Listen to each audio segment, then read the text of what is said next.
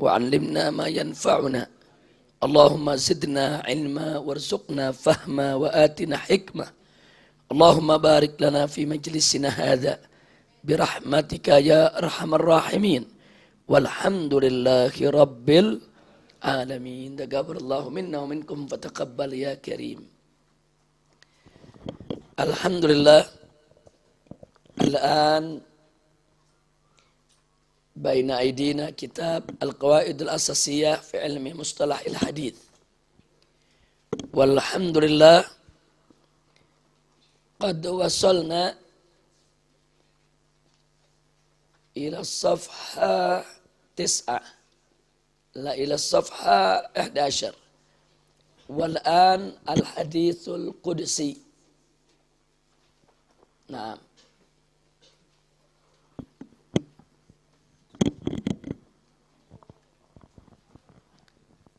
Siapa yang giliran baca? Silakan.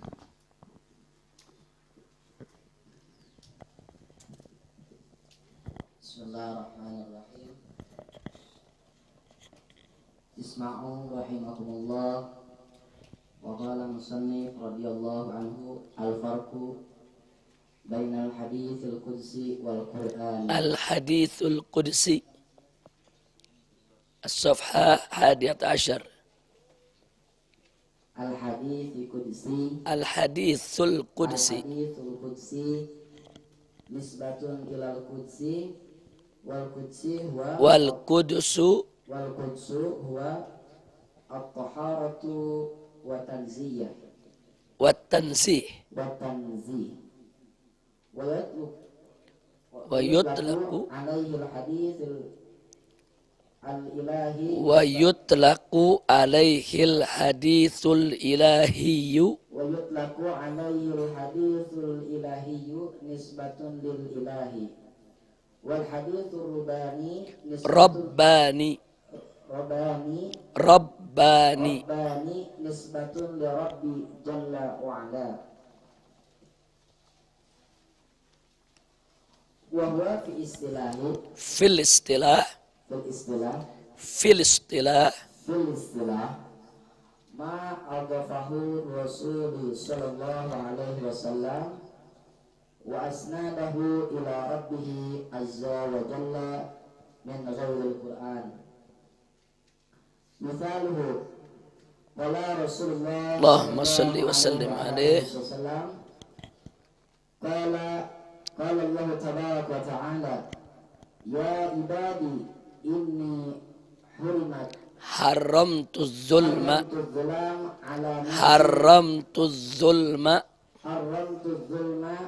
ala nafsi wa ja'atuhu bainakum muharraman fala tadhalamu al-hadith wa qawlu sahabi mathalan qala Rasulullah sallallahu alaihi wasallam fima yarwihi an rabbihi azza wa jalla wa hakadha wa sunya hadithan li'annahu min qawli Rasulullah sallallahu alaihi wasallam wa min hikayatihi lahu an rabbih wa sunya qudsiyan li'annahu usnida ila rabbi jalla wa ala min haitsu innahu al-mutakallimu bihi wal munshidilahu wa huwal munazzahu an kulli ma la yaliq wa min ma'rifati haqiqatil haditsil qudsi yadharul farqu bainahu wa bainal Qur'an wal haditsin nabawi. Kifayah. Jazakumullahu khairal jazaa wa barakallahu fikum jami'a. Fi hadhihi as-safha unwanu dars al-hadithul qudsi nisbatun ilal quds. Jadi kata al-hadithul qudsi, ada kata qudsi itu nisbah kepada kata al-quds. Al-Quds itu artinya suci atau taharah. wa tanzi. Jadi quds itu artinya suci, mulia. Wa yutlaq alaihil hadithul ilahi nisbatun lil ilah. Kadang-kadang hadis qudsi disebut juga hadisun ilahi. Nah, dinisbahkan kepada al-ilah, yaitu Tuhan. Dan kadang-kadang disebut juga al-haditsul rabbani. Nah, itu dinisbahkan kepada kata ar-rabb, yang artinya Tuhan. Nah, karena itu hadisul qudsi atau al-haditsul ilahi atau al-haditsul rabbani maknanya sama. Sedangkan dalam istilah yang dimaksud dengan hadis qudsi ialah ma'adafahur rasulu sallallahu alaihi wasallam wa asnadahu ila rabbihi azza wa jalla min ghairil Qur'an. Jadi apa-apa yang dinisbahkan oleh Nabi dan disandarkan kepada Tuhannya, yaitu kepada Allah, selain daripada Al-Quran. Oleh karenanya, kalau Al-Quran yang kita ketahui, lafaz dan maknanya berasal dari Allah, sedangkan hadis qudsi maknanya dari Allah, tapi susunan redaksinya dari Nabi. Sekali lagi saya ulangi, kalau Al-Quran, lafaz atau redaksi dan makna, kandungan, itu mutlak datang dari Allah. Nabi hanya menyampaikan, tidak lebih. Tapi kalau hadis qudsi, maknanya dari Allah. Nabi yang menyusun redaksinya, lafaznya, katanya. Makanya disebut, yaitu lafzun minan nabi wa ma'nahu minallah. Jadi lafaznya dari Nabi, tapi maknanya tetap dari Allah. Nah, itu yang disebut hadis qudsi. Nah, sebagai contoh, kalau kita membaca satu hadis sebagai berikut, qala Rasulullah sallallahu alaihi wasallam, qala Allah Ta'ala. Nah, itu tanda ciri bahwa yang akan disampaikan itu adalah hadis qudsi yang lafaznya datang dari Nabi kita Muhammad sallallahu alaihi wasallam.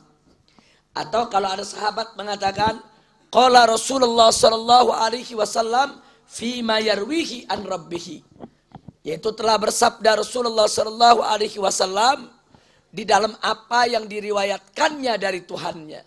Nah, itu juga bertanda kalau yang disampaikan itu adalah hadis qudsi. Nah, hadis qudsi yang ada diantaranya sebagai contoh, tatkala Nabi menyampaikan bahwasanya Allah berfirman yang bunyinya, ya ibadi inni haramtu zulma ala nafsi. Wahai hamba-hambaku, sesungguhnya aku mengharamkan kezaliman atas diriku. Jadi Allah mengharamkan kezaliman. Wa ja'altuhu bainakum muharrama.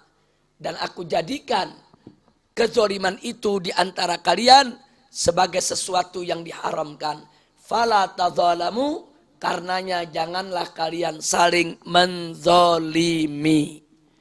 Nah, ini salah satu contoh hadis qudsi yang merupakan firman Allah, tapi yang diriwayatkan dengan lafaz dari Nabi kita Muhammad sallallahu alaihi wasallam. Nah, tadi sudah disebutkan, dia disebut qudsiyan karena dia dinisbahkan kepada Allah yang maha suci. Karena Allah yang maha suci, Allah yang maha mulia, dan firman ini juga kembali kepada Allah yang maha mulia, maka itu hadisnya disebut hadis qudsi, hadis yang mulia, hadis yang suci.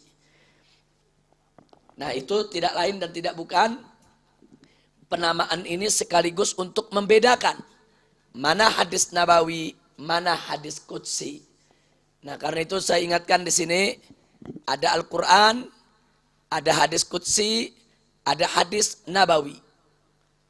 Bedanya nanti akan dijelaskan pada bab berikutnya, akan kita baca.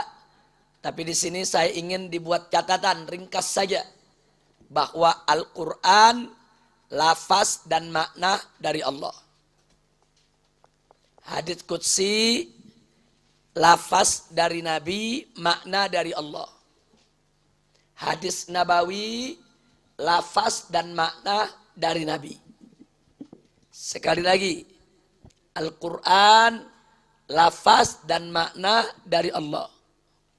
Hadis qudsi lafaz dari Nabi, makna dari Allah. Hadis nabawi lafaz dan makna dari Nabi. Nah, kalau soal nilai nanti kita akan pelajari dalam ilmu hadis yang namanya Al-Quran lafaz dan makna dari Allah karena mutawatir pasti sahih mutlak. Sedangkan hadis qudsi sama dengan hadis nabawi, tergantung sanad periwayatannya. Ada yang sahih, ada yang dhaif. Jadi bukan firman Allahnya yang dhaif, bukan. Tapi periwayatannya. Nah, kadang-kadang nih periwayatannya ada perawi yang sulit bisa dipercaya sehingga ditolak. Nah, jadi jangan nanti disebut sabda nabinya yang dhaif, firman Allahnya yang dhaif. Enggak. Firman Allah tidak ada dhaifnya. Sabda Nabi tidak pernah lemah dan tidak pernah dhaif. Yang dhaif periwayatannya, yang dhaif penyampaiannya, yang dhaif penisbahannya kepada Allah dan Nabi Muhammad sallallahu alaihi wasallam.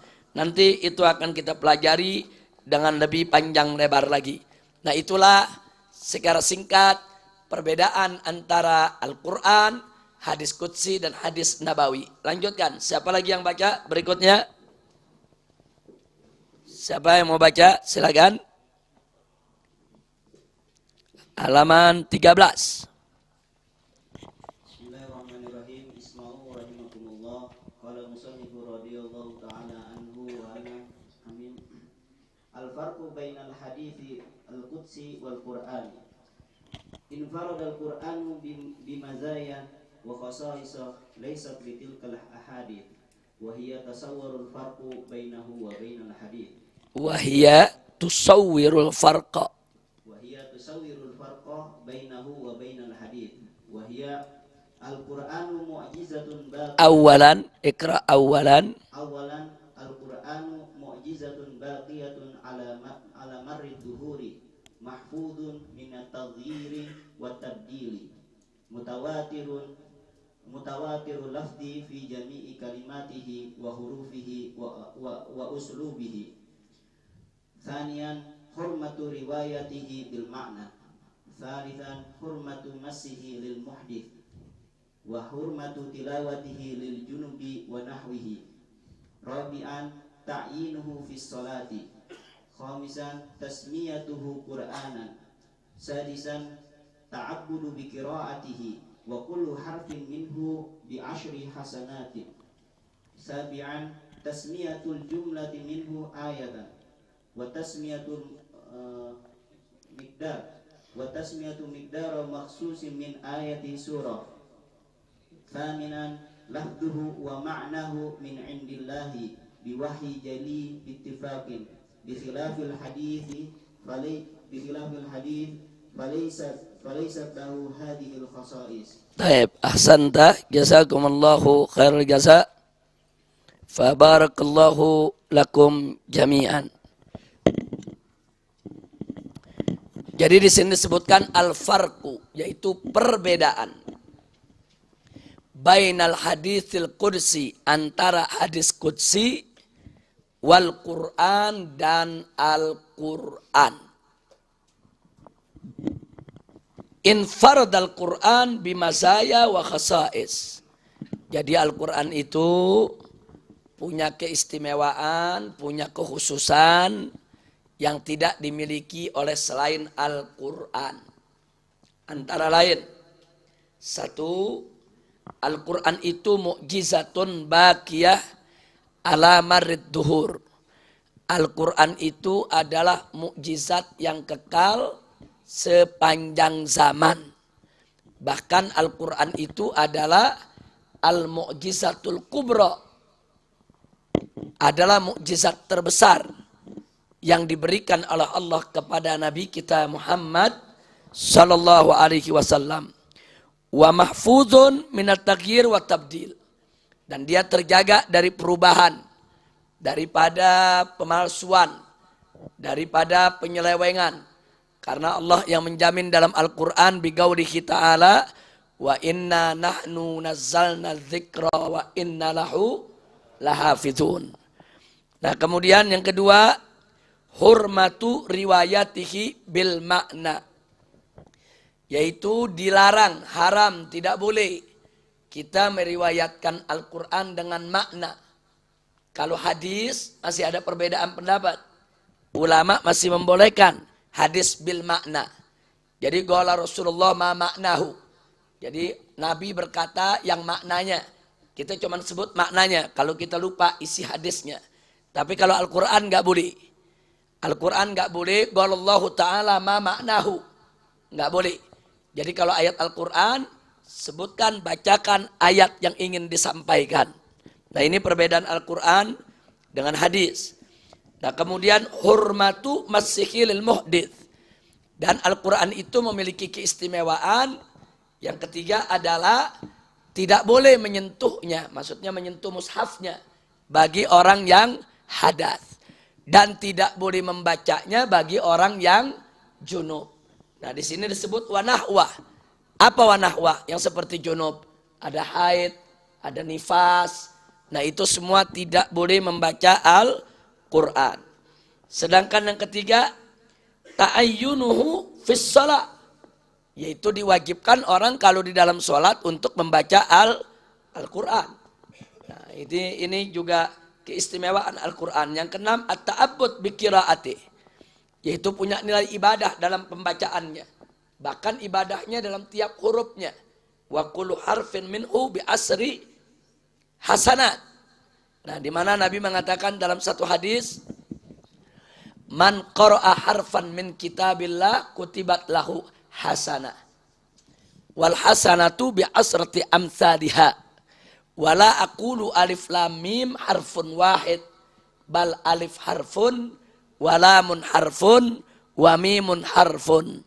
Jadi Nabi mengatakan barang siapa yang membaca satu huruf saja daripada Al-Quran kutibat lahu hasanah, dicatat bagi dia yaitu satu kebaikan. Wal hasanatu bi asrati amsalihha, dan setiap satu kebaikan itu mendapat ganjaran 10 sepertinya. Wala aqulu alif lam mim harfun wahid, kata Nabi. Aku tidak mengatakan alif lam mim itu satu huruf. Bal, akan tetapi alif itu satu huruf, lam itu satu huruf, mim itu satu huruf. Jadi barang siapa yang membaca alif lam mim jadi berapa huruf? Kalau satu huruf satu kebajikan, 3 huruf berapa kebajikan? 3 kebajikan. Satu kebajikan ganjarannya 10 kali. Berarti 3 kebajikan ganjarannya 30. Nah, di sini ada hal menarik yang perlu saya sampaikan. Ada orang mengatakan percuma membaca Al-Quran kalau tidak paham artinya. Percuma. Nah, ini tolong kata-kata semacam ini jangan pernah kita ucapkan. Karena membaca Al-Quranul Karim paham atau tidak paham tidak percuma. Nah, kalau ada yang tanya mana dalilnya baca Al-Quran kalau tidak paham artinya tidak percuma. Dalilnya hadis yang barusan kita sampaikan. Jadi Nabi yang menyampaikan man qara'a harfan min kitabillah. Barang siapa yang baca satu huruf aja dari Al-Quran, udah dapat dia ganjaran. Bahkan 10 ganjarannya. Satu huruf, satu kebajikan. Satu kebajikan, 10 ganjaran. Nah, sekarang Nabi memberikan salah satu contoh huruf dalam Al-Quran adalah alif lam mim. Alifnya satu huruf, lamnya satu huruf, mimnya satu huruf. Berarti berdasarkan dalil ini, siapa baca alif lam mim dapat pahala. Berdasarkan hadis ini. Pertanyaan saya, Apa ada yang tahu arti alif lam mim? Jadi kalau ada yang mengatakan percuma baca Al-Quran kalau tidak tahu artinya, berarti percuma dong kita baca alif lam mim. Berarti percuma dong kalau kita baca alif lam ro. Berarti percuma dong kalau kita baca huruf muqatta'ah yang ada di dalam Al-Quranul Karim. Ini ucapan tidak berilmu dan ucapan tadi tidak berdasar. Walaupun mungkin niatnya baik. Maksudnya supaya orang belajar bahasa Al-Quran supaya baca dia paham. Maksud boleh baik, tapi caranya juga mesti baik. Jangan maksudnya baik mendorong orang untuk memahami isi kandungan Al-Quran, tapi dengan fatwa-fatwa yang bertentangan dengan syariat. Sampaikan aja baca Al-Quran itu baik, paham tidak paham baik. Hanya kalau paham jauh lebih baik. Kalau paham pahalanya jauh lebih besar.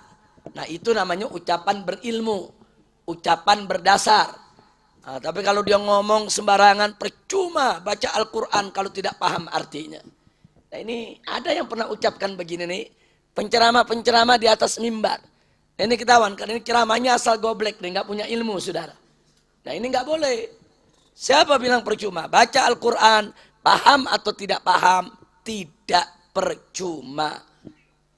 Nah sebagai tambahan ada lagi yang mengatakan begini, percuma kalau baca Al-Quran nggak pakai tajwid, nggak diterima bacaannya. Akhirnya banyak umat Islam nggak ngerti tajwid, nggak jadi baca Quran. Karena dibilang percuma, apalagi dibilang dosa, nggak berani dia baca Al-Quran. Nah ini jangan terlalu mudah memberikan fatwa yang kita bisa membuat masyarakat lari dari Al-Quran. Jangan. Jadi di sini basyiru wala tunaffiru, kasih kabar gembira, kasih kabar yang bagus, kasih kabar yang menarik, kasih kabar yang membuat dia mau baca Al-Quran. Jangan kasih kabar yang bikin dia lari daripada Al-Quran. Nabi mengatakan dalam satu hadis, man yaqra'ul Quran wa huwa bihi mahir ma'as safaratil kiramil bararah. Wa man yaqra'uhu wa yatata'ta'u fihi wa huwa alaihi syak falahu ajran. Nabi yang mengatakan, apa kata Nabi? Barang siapa yang membaca Al-Quran dan dia mahir dalam bacaannya. Apa pengertian mahir? Tajwidnya bagus, suaranya indah, dia punya bacaannya luar biasa menariknya, saudara. Orang-orang seperti itu kata Nabi, ma'as safaratil kiramil bararah, kedudukannya bersama para malaikat yang mulia. Selanjutnya Nabi nggak berhenti sampai di situ, ada lanjutannya. Waman yaqra'uhu, barang siapa yang baca Al-Quran, wa yatata'ta'u fihi. Yatata'ta'u itu bahasa Indonesianya tertatih-tatih. Itu tertatih-tatih dari bahasa Arab itu. Bahasa Arabnya tata-ta'a, ya tata-ta'u. Jadi jangan kaget banyak bahasa Arab jadi bahasa Indonesia. Kayak kalang kabut, itu bahasa Arab. Apa kalang kabut? Kal ankabut. Tahu ankabut? Apa ankabut? Laba-laba. Saya mau tanya, laba-laba kalau lagi panik bagaimana? Jalannya bagaimana? Nah, kalang kabut dia jalannya. Makanya orang yang panik atau orang yang sibuk, nggak karuan, disebut kal ankabut. Itu orang kal ankabut, lari sono, lari sini kayak laba-laba. Akhirnya orang Indonesia dengernya kalang kabut. Nah, jadi ada apa namanya?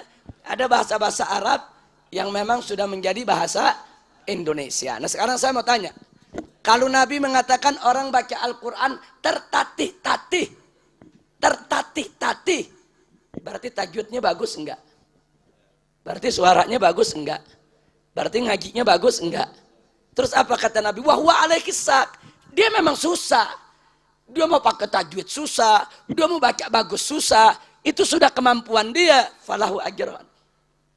Tetap Nabi bilang orang tersebut dapat 2 pahala. Subhanallah.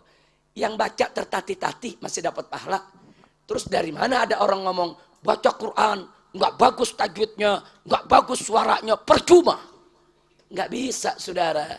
Basyiru wala tunaffiru, yassiru wala tu'as tu'assiru, kasih kabar gembira, jangan kasih kabar yang bikin orang lari. Dan kasih orang kemudahan, jangan bikin kesulitan. Jangan mempersulit orang, saudara. Tapi memang membaca Al-Quran dengan tajwid hukumnya wajib. Bagi yang sudah bisa tajwid, enggak menerapkan tajwidnya haram, berdosa. Apalagi kalau sampai merubah makharijul huruf dan merubah harakat, merubah makna, saudara. Haram. Nah, kalau tidak merubah makna, hanya menghilangkan keindahan, makruh. Seperti apa? Seperti orang baca wujuhun yauma idzin. Udah nggak ada idghamnya tuh. Mestinya wujuhui, kan begitu mestinya. Wujuhui yauma idzin, dia bacanya wujuhun yauma idzin, makruh. Loh kenapa nggak haram? Nggak merubah makna. Makna tidak berubah, tapi keindahannya hilang. Jadi kalau sekedar menghilangkan keindahan, makruh. Tapi kalau sampai merubah makna, haram, saudara. Nah maka itu bagi mereka yang sudah belajar tajwid, mengerti ilmu tajwid, wajib dipraktekkan ilmu tajwid dalam membaca Al-Quran. Tapi bagi mereka yang belum mengerti tajwid, apa mereka haram untuk baca Al-Quran? Tidak. Mereka boleh baca Al-Quran, tetap dapat pahala dari bacaannya, tapi dengan syarat dia tetap belajar, berusaha untuk memperbaiki bacaannya, tidak pasrah dengan ketidaktahuannya. Nah ini yang perlu kita ingatkan. Jadi jangan dilarang. Orang belum bisa tajwid, nggak apa-apa, suruh baca. Justru dengan dia banyak baca, sambil belajar, lama-lama bacaannya dari jelek menjadi bagus. Yang sudah bagus menjadi lebih bagus. Nah ini yang perlu kita sampaikan. Jadi kalau dia belum bisa tajwid, jangan dilarang. Kecuali kalau belum bisa baca, alif dibaca ro, baca nun. Nah ini belum bisa baca nih. Kalau belum bisa baca, haram baca Al-Quran. Kira-kira jelas tidak? Nah itulah saking mulianya Al-Quran. Tidak boleh kita sembarangan. Yang kelima, khususiat daripada Al-Quran adalah Al-Quran diwajibkan untuk dibaca di dalam sholat. Nah kemudian tadi yang keenam sudah kita sampaikan, yaitu bahwa pembacaannya mendapatkan pahala. Nah sekarang yang ketujuh, tasmiyatul jumlah minhu ayah wa tasmiyatu miqdarin maksusin minal ayat surah. Nah, ini khususiat Al-Quran. Jadi Al-Quran di sini ada satu kalimat tertentu itu disebut ayat. Terus kumpulan ayat-ayat dalam kadar tertentu disebut surat. Ini tidak ada dalam hadis. Jadi kalau hadis tuh nggak ada ayat hadis ini, nggak ada. Nggak ada ayat hadis, nggak ada surat hadis. Ayat dan surat hanya untuk Al-Quran. Ini keistimewaan Al-Quran. Nah kemudian yang kedelapan, yang sudah kita sebutkan tadi, lafzuhu wa maknahu. Lafaz dan maknanya min indillah, datang dari Allah. Melalui apa? Biwahyin jaliyin bittifaq. Yang mana lafaz dan makna itu datang kepada Nabi melalui proses pewahyuan. Melalui proses pewahyuan yang nyata, jelas, dengan kesepakatan ulama. Bukan lewat mimpi, bukan lewat ilham, tapi melalui proses pewahyuan antorik malaikah Jibril, malaikat Jibril alaihis salam. Nah itulah yang perlu kita ketahui, perbedaan antara hadis qudsi dengan Al-Quran, atau juga perbedaan Al-Quran dengan hadis-hadis yang lainnya. Nah silakan kalau ada yang punya pertanyaan dari saung Sayyidina Abu Bakar, Sayyidina Umar. Ya, siapa? Silakan.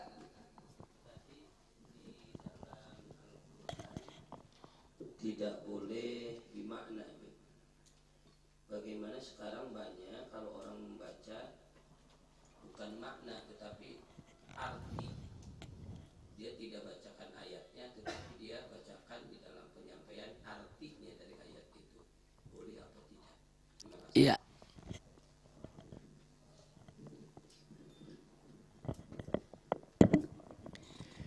Jadi saudara, orang hanya dikatakan membaca Al-Quran kalau dia membaca ayat yang sebenarnya.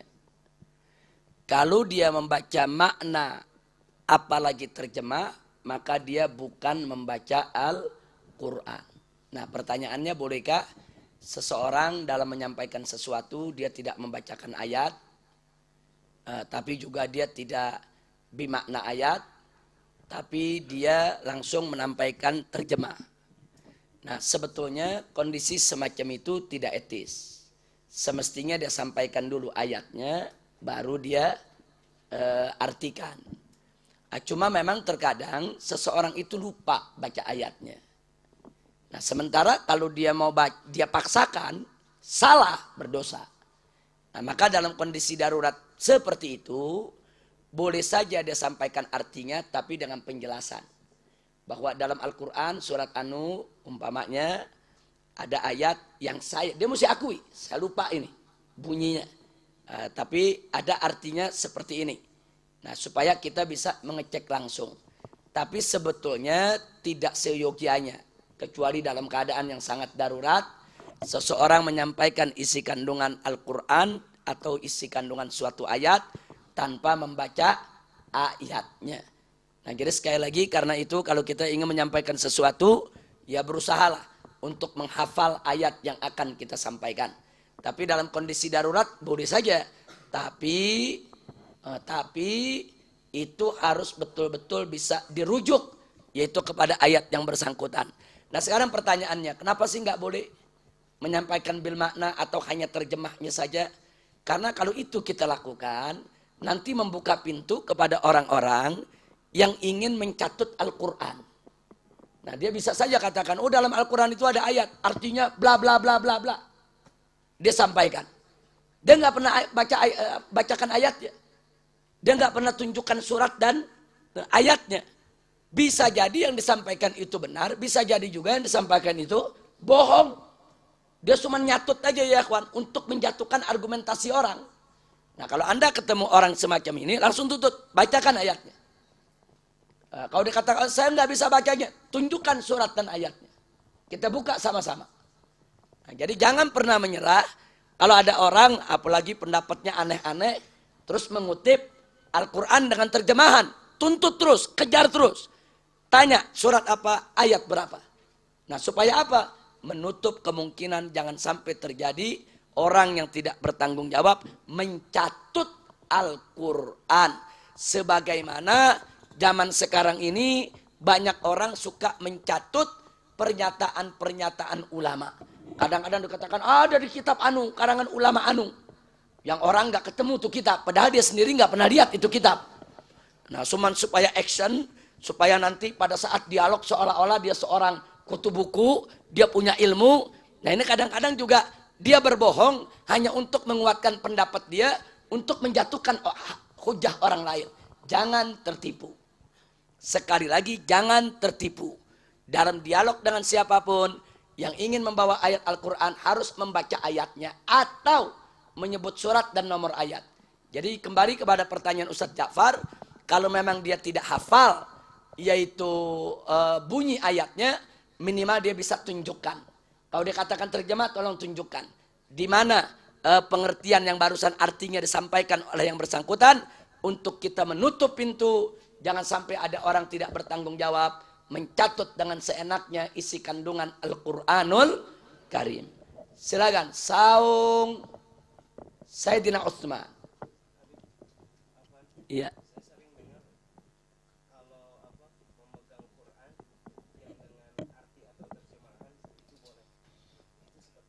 Ya, jadi memegang mushaf Al-Quran, khususnya dalam mazhab Syafi'i, haram bagi orang yang hadas. Baik hadas kecil, apalagi hadas besar. Memegang mushaf Al-Quran. Nah pertanyaannya, bagaimana kalau yang dipegang kitab tafsir, atau kitab terjemah, atau kitab-kitab ilmu agama yang di dalamnya terdapat ayat Al-Quran. Nah ini kebanyakan ulama membolehkan, tapi dengan syarat bahwa kadar bukan Qur'annya lebih banyak daripada kadar Al-Quran. Jadi kalau kadar Qur'annya lebih banyak, sementara kadar catatan-catatan kecilnya lebih sedikit, hanya merupakan catatan pinggir saja, maka tetap hukumnya mushaf tidak boleh disentuh. Tapi kalau kadar terjemahnya lebih banyak, keterangannya lebih banyak ketimbang daripada Al-Qur'annya, maka masih boleh untuk disentuh tanpa wudu. Nah, walaupun ada segelintir ulama tetap kalau sudah namanya ada Al-Qur'an lengkap, walaupun itu namanya tafsir, tetap tidak boleh. Tapi yang rajih, yang membolehkan untuk memudahkan daripada urusan umat yang ingin belajar, membuka tafsir dan lain sebagainya. Tapi terlepas daripada perbedaan pendapat, tetap yang afdal bersuci. Saung Sayyidina Ali. Silakan.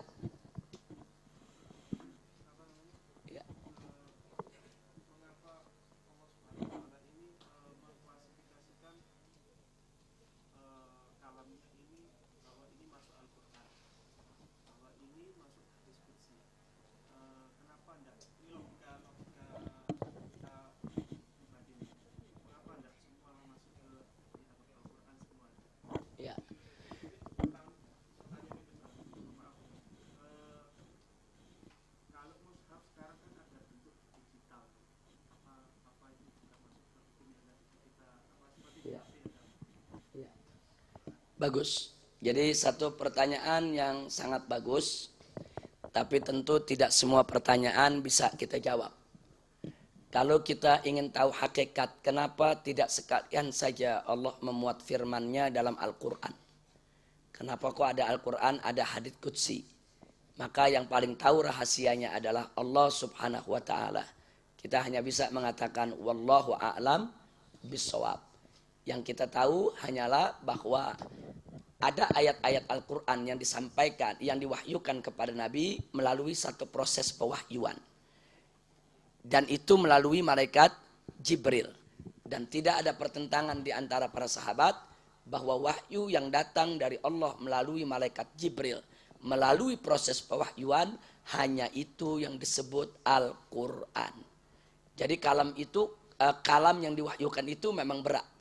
Jadi kalau kalam Allah yang disampaikan kepada Nabi lewat proses pewahyuan itu sangat berat. Nabi itu kalau sudah dapat wahyu badannya pegal semua. Nabi itu seperti orang habis kerja keras. Yang orang-orang kafir mengatakan Nabi kesurupan. Orang-orang kafir mengatakan itu ayat-ayat setan. Buktinya Muhammad kesurupan dan lain sebagainya. Nah, ini gambaran orang kafir untuk menghina Nabi. Nah, padahal tidak kesurupan, tapi memang menerima wahyu itu satu proses yang sangat berat bagi Nabi. Karena ini kalam Allah. Kalam Allah ini untuk ditampung oleh manusia tidak ada yang mampu kecuali dengan izin Allah. Dan Nabi alaihi salatu wassalam mendapatkan kekuatan itu dari Allah Subhanahu wa Ta'ala. Nah, jadi artinya di sana ada kalam Allah yang begitu berat, yang gak bisa ditanggung oleh sembarang manusia, harus lewat proses wahyu. Dan Nabi mampu menanggung itu dengan izin Allah. Hanya itu yang disebut Al-Quran. Sedangkan hadis qudsi adalah kalam Allah yang sampainya bisa lewat mimpi. Yang sampainya kadang-kadang bisa lewat hanya pertemuan biasa dengan Jibril. Jibril menyampaikan. Bisa lewat ilham. Nah, jadi tidak lewat proses pewahyuan yang begitu berat. Jadi lebih ringan proses sampainya kepada Nabi. Dan Nabi mempunyai kebebasan untuk menyampaikannya dengan maknanya. Yaitu dengan lafaz redaksi yang disusun oleh Nabi. Hanya itu yang bisa kita ketahui dari pengklasifikasian tadi. Tapi kenapa ada klasifikasi kok ada Al-Quran? Pertanyaannya kenapa tidak disatukan saja oleh Allah? Yaitu ke dalam Al-Quran. Tentunya ini pertanyaan kalau diteruskan akan panjang. Contoh, hadis Nabi pun sebetulnya wahyu dari Allah. Karena Allah mengatakan wa ma yantiqu anil hawa in huwa illa wahyu yuha. Tidaklah Nabi Muhammad itu mengucapkan sesuatu dari hawa nafsunya. Melainkan yang diucapkan Nabi merupakan wahyu yang diwahyukan kepadanya. Jadi kalau mau dihitung-hitung, diurut-urut, sebetulnya hadis Nabi juga merupakan wahyu. Nah, kalau kita mau panjangin, gabung dengan pertanyaan tadi. Kenapa wahyu yang berupa hadis Nabi tidak digabungkan saja sekalian ke dalam Al-Quran? Nah, itu pertanyaannya. Maka itu saya katakan sekali lagi, yang paling tahu jawab rahasianya hanya Allah Subhanahu wa Ta'ala. Itu pertama. Yang kedua, boleh kita ambil hikmahnya saja. Boleh kita ambil hikmahnya saja. Nah, semoga melalui hikmah ini bisa menjadi latar belakang, bisa menjadi modal kita berpikir untuk mencari. Nah, kenapa ada pengklasifikasian semacam itu. Nah, itu diantara hikmahnya adalah supaya kita tahu ada pengklasifikasian Al-Quran, hadis Nabi, hadis Qudsi. Ini menjadi penting untuk mengenal tingkat kekuatan daripada dalil di dalam melahirkan suatu hukum. Tentu Allah yang maha tahu mana hukum yang harus menjadi satu ketetapan yang pasti, mana hukum yang masih boleh diperdebatkan. Karena rahmat Allah. Allah memberikan rahmat kepada hamba-hambanya. Ada hukum-hukum yang Allah buka. Silakan Anda musyawarahkan. Tapi ada hukum-hukum yang Allah tetapkan. Tidak boleh. Itu hukum berubah dari relnya. Nah, hukum-hukum semacam ini ada dalam Al-Quran maupun hadis yang disebut sebagai dalil yang qat'i. Sebentar lagi kita masuk ke pelajaran tersebut dalam usul fikih setelah jam ini. Habis ini kita lihat. Itu salah satu hikmah. Karena kekuatan Al-Quran sebagai dalil dengan kekuatan hadis sebagai dalil itu berbeda. Nah, bagaimana bedanya? Nanti akan kita bahas sebentar lagi dalam pelajaran usul fikih. Jadi boleh ditunggu sebentar. Ada lagi pertanyaan dari Sayyidina Hasan. Iya. Ini barusan pertanyaan kedua belum dijawab, ditanya lagi. Betul, bagus, diingatkan. Bagus, terima kasih. Jadi diingatkan lagi bagaimana barusan pertanyaan kedua kan soal aplikasi Quran. Aplikasi Al-Quran di dalam handphone, kalau handphone itu, aplikasi itu sedang dibuka, maka hukumnya hukum mushaf. Kalau sedang dibuka. Tapi begitu ditutup, maka hukumnya hukum handphone. Karena dia hanya merupakan dia hanya merupakan digital yang kalau ditutup dia tertutup. Dia nggak bakal bisa kelihatan dan nggak bakal ada yang tahu itu ada di mana. Nah ini kecanggihan teknologi. Tapi begitu Anda buka, kan Anda buka ini telepon untuk dibaca, maka hukumnya hukum mushaf. Berarti nggak boleh disentuh tanpa wudu. Nah itu tadi yang saya katakan. Kalau dibuka hukum apa? Mushaf. Boleh nggak dibawa ke WC? Nggak boleh. Kalau ditutup maksudnya bukan ditutup covernya, bukan. Maksudnya ditutup aplikasinya ditutup, di close. Kalau di close berarti hukumnya mushaf atau HP. Berarti boleh nggak dibawa ke kamar mandi? Boleh. Tapi bawa kamar mandi jangan terus nelpon di kamar mandi. Kalau sekedar terbawa ke kamar mandi karena nggak ada tempat di luar, itu sekedar barang tidak ada masalah. Jelas? Nah, ada pertanyaan lagi Sayyidina Hasan? Taib, kalau tidak ada pertanyaan, kita tutup, kita break 5 menit. Assalamualaikum warahmatullahi wabarakatuh.